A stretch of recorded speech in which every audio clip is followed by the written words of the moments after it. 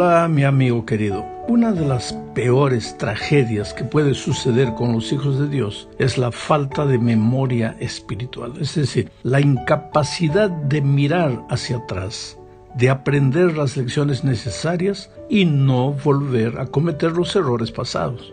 Ahora, es muy fácil ver ese tipo de comportamiento en los otros, pero es difícil de verlo cuando se trata de nosotros mismos. Yo siempre digo, no hay que tener miedo de errar. Yo creo que en esta vida, después de la entrada al pecado, errar, caer, resbalar, es parte del crecimiento, parte del ganar experiencia para vivir mejor, para ser más sabios en la vida.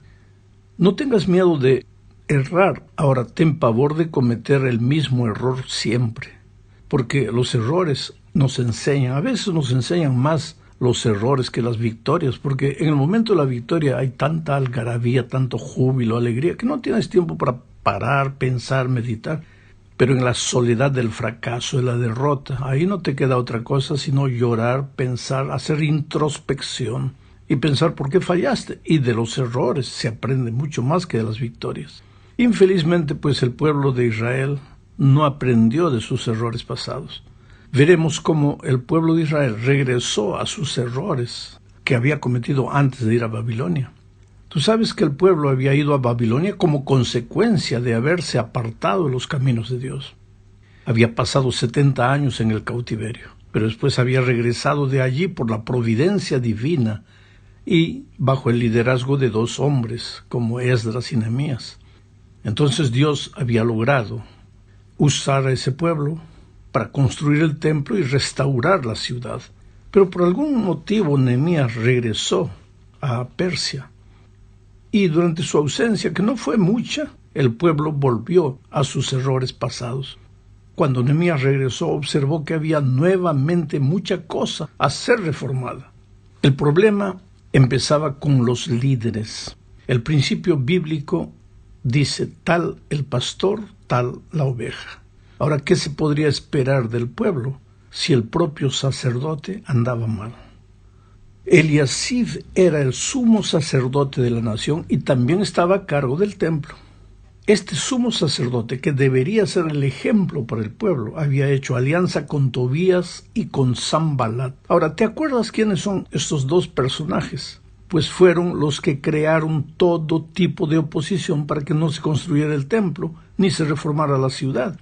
Era gente malvada, ellos habían causado intrigas con el rey para que impidiera a Nehemías la reforma, en fin, gente que perseguía al pueblo de Dios, se oponía a los planes divinos, odiaba al pueblo de Dios. Uno de ellos era amonita, y los amonitas siempre habían perseguido a Israel desde que el pueblo de Dios peregrinaba en el desierto. Pero ahora, cuando Nehemías regresa de su viaje, encuentra que Eliasib, el sumo sacerdote, y Tobías habían hecho una alianza porque parece que los hijos se casaron. Sanbalat, el otro adversario de Nehemías, tenía una hija que estaba casada con el nieto del sacerdote Eliasib. Por lo tanto, el círculo de intriga alrededor de Nehemías debió haber sido intenso, ya que el grupo de opositores de Nehemías estaba ahora emparentado con los líderes espirituales de Israel. Peor todavía, el sumo sacerdote le había dado a Tobías una de las habitaciones del templo, la habitación dedicada, destinada especialmente a guardar el diezmo y las ofrendas. A Tobías se le había otorgado residencia permanente en el templo, una forma de colocarlo como si fuera uno de los líderes de la nación. Quiere decir, los enemigos de Nehemías finalmente habían logrado lo que siempre quisieron, desplazar a Nehemías y asumir el liderazgo ellos mismos. Afortunadamente, ¿qué sucedió al regreso de Nehemías? Leamos Nehemías 13, 8 y 9. Y me dolió, dice Nehemías, en gran manera, y arrojé todos los muebles de la casa de Tobías fuera de la cámara, y dije que limpiasen las cámaras, e hice volver allí los utensilios de la casa de Dios, las ofrendas y el incienso. Ahora, querido, esto es historia, pero ¿qué podemos aprender de la historia? Una cosa vital, el diablo nunca está contento. Él va a querer entrar al pueblo de Dios. Él va a querer tomar las riendas del pueblo de Dios para llevarlo a la perdición. Y lo va a hacer de muchas maneras, usando la seducción, el engaño, la mentira. Cuando esas herramientas no le dan resultado, entonces va a usar la violencia, la injusticia, la persecución. Ahora, si no, nada de eso le da resultado, él puede optar el mismo método que usó con el pueblo de Israel en los días de Nehemías. Disimuladamente, bajo alianzas, va entrando el pueblo de Dios. Pero ¿qué pasa? Desde adentro comienzan a trabajar, a creer que la iglesia está muy anticuada, que debemos cambiar esto, que esto ya no sirve, que esto fue bueno para otros tiempos, ahora no. Y cuando abres los ojos y te das cuenta, ya el pueblo está siendo dirigido por gente que no tiene nada de la palabra de Dios, o ha tomado la palabra de Dios y la ha modificado. Es un riesgo que nosotros corremos hoy. Gente que disimuladamente puede entrar a la iglesia para conducir al pueblo de Dios a la perdición. Son lecciones del pasado que deben hacernos meditar y pensar hoy. Vamos al segundo punto de la lección. El problema no era solo que los líderes espirituales estaban contaminados, sino que el pueblo, al ver la actitud de los sacerdotes, dejó de devolver a Dios lo que es de Dios, o sea, el sagrado diezmo. Tal vez usaran como justificación para no ser fieles el hecho de que los líderes estaban haciendo cosas cerradas, que los líderes estaban equivocados. Pero querido, hay una verdad: nada justifica la infidelidad. Tú no devuelves el sagrado diezmo para los seres humanos. Tú devuelves el sagrado diezmo a Dios. El dinero sagrado lo administran los hombres, pero no es de ellos, no les pertenece a ellos. No es a ellos que tú les das, es a Dios. Ahora, tú puedes decir, pues entonces si ellos no administran bien, yo puedo hacer lo que quiero con el diezmo, usarlo de otra manera más adecuada. Infelizmente, en la Biblia no encontramos apoyo para esa idea. El diezmo es de Dios, tú le devuelves a Dios. Cuando Cristo venga, tú vas a rendir cuentas a Dios de lo que has hecho con el sagrado diezmo. Pero si ellos administraron mal, quien administró mal tendrá que dar cuentas a Dios. Ese ya no es mi problema. Yo soy fiel a Dios devolviendo lo que es de Dios. Y el otro que administró mal, él tendrá que darle cuenta a Dios porque administró mal el sagrado dinero de Dios. Pero nada justifica el hecho de que porque no me gusta la manera como administran, o porque yo veo un error o otro error en la vida de uno u otro hombre, yo comienzo a administrar el diezmo. Lo doy para los pobres o lo doy para un pastor que yo creo que sí es un hombre de Dios. No, las cosas no funcionan de esa manera. ¿Qué hizo Nehemías al ver esta situación de infidelidad en el sagrado diezmo? Leamos Nehemías 13, 10 al 12. Encontré asimismo que las porciones para los levitas no les habían sido dadas, y que los levitas y cantores que hacían el servicio habían huido cada uno a su heredad. Entonces reprendí a los oficiales y les dije: ¿por qué está la casa de Dios abandonada? Y los reuní y los puse en sus puestos. Y todo Judá trajo el diezmo del grano, del vino y del aceite a los almacenes. Esto es interesante. Nehemías no solamente sacó a los líderes que no estaban realizando bien su trabajo, sino que colocó hombres de Dios en la administración del templo, en la administración de los recursos sagrados. Pero reprendió al pueblo y les dijo: no es porque uno u otro hombre estaban administrando mal que ustedes tienen que ser infieles a Dios. Por eso la Biblia dice: traed todos los diezmos al alfolí, a la casa del Señor. Él es el que administra. Si los seres humanos fallan, pues Dios se encargará, como en esta ocasión, de sacar a los hombres que fallan. Pero Dios siempre está en el control y en el destino de la iglesia de Dios. Quiero leer y comentar una cita del Espíritu de Profecía a estas alturas. Está en Profetas y Reyes, página 491. Dice: no solo se había profanado el templo en aquellos días. ¿Cómo se profanó el templo? Colocando dentro del templo gente como líder, gente no convertida, gente que quería el mal del pueblo de Dios. No solo se había profanado el templo, sino también se había dado una aplicación incorrecta a las ofrendas. Esto es interesante. Los líderes no estaban usando el diezmo con sabiduría. ¿Para qué nos fue dado el diezmo? Eso vamos a ver en el punto siguiente con más detalle. Pero el diezmo tiene que ser usado para el propósito que Dios ha determinado, no para otro. Pero ellos no estaban usando bien, no estaban aplicando bien los diezmos, las ofrendas. Esto propendió a desalentar la liberalidad del pueblo. Lógico, porque como siempre el pueblo dice, administran mal, entonces ya no doy. Sigo leyendo la cita. Habiendo el pueblo, perdido su celo y su fervor, le costaba mucho devolver sus diezmos. La tesorería de la casa del Señor estaba mal provista y muchos de los cantores y otros empleados en el servicio del templo, al no recibir suficiente sustento, habían dejado la obra de Dios para trabajar en otra parte. Y ese no era el plan divino. Así que Nehemías, al volver de su viaje y ver todas estas cosas, comenzó a ajustar las cosas, comenzó a amonestar al pueblo y comenzó a corregir lo que tenía que ser corregido. Hablemos ahora de los diezmos. Esta es la tercera parte.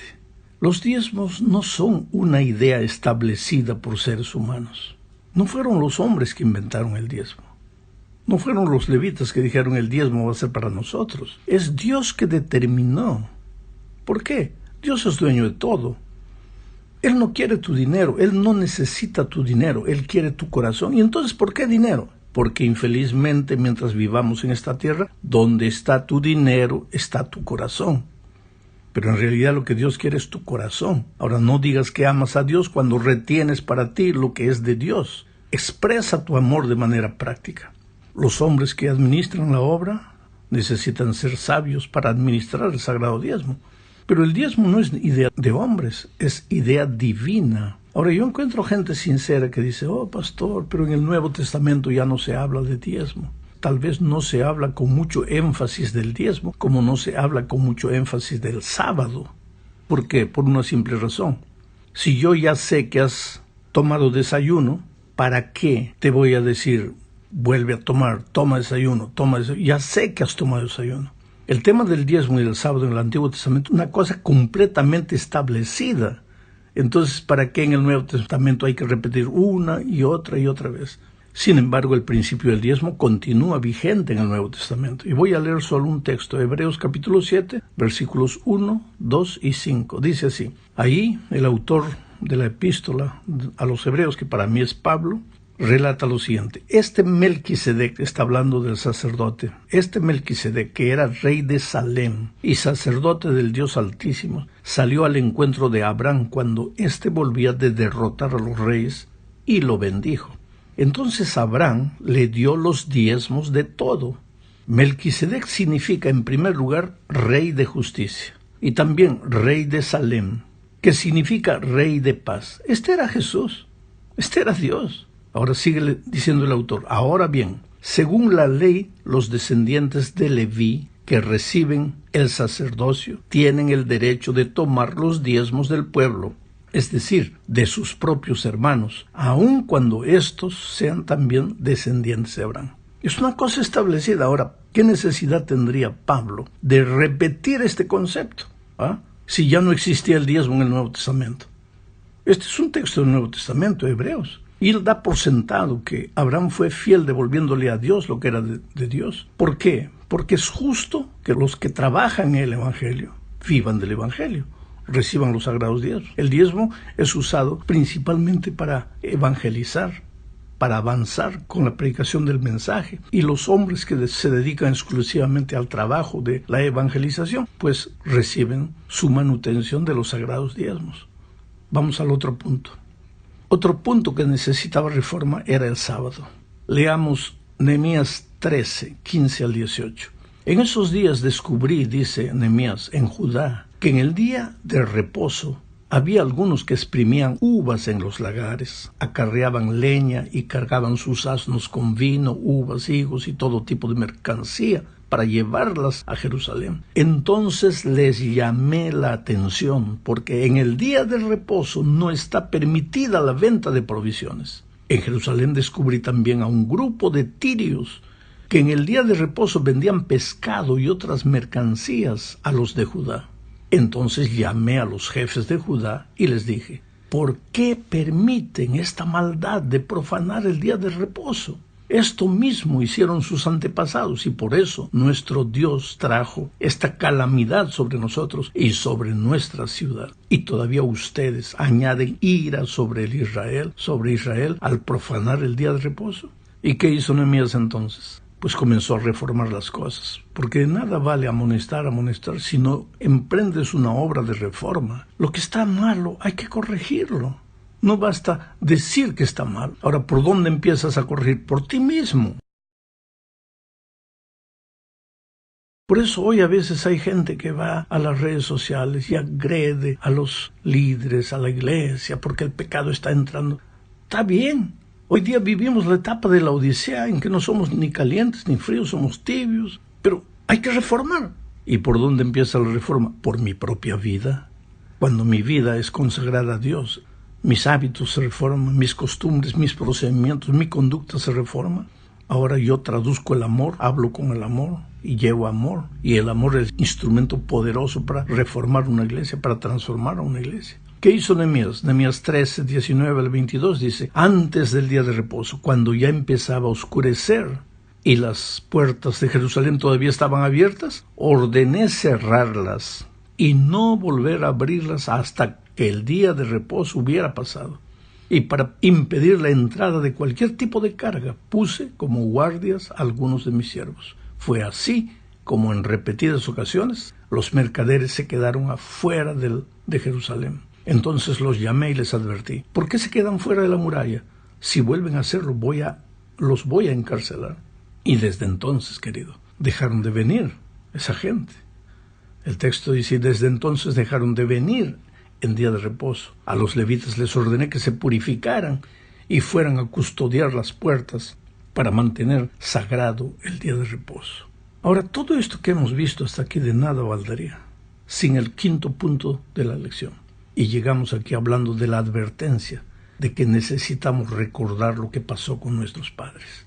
El pueblo de Israel fue duro de cerviz, erraba, venía la aflicción, el dolor como consecuencia de sus errores, se arrepentía. Al poco tiempo volvía a sus andanzas antiguas. Una y otra vez. En esta ocasión de Nehemías fue una de esas veces, de esas tantas veces que el pueblo cometía los mismos errores del pasado. Pero yo quiero pensar en mi vida. Estoy dispuesto a aprender.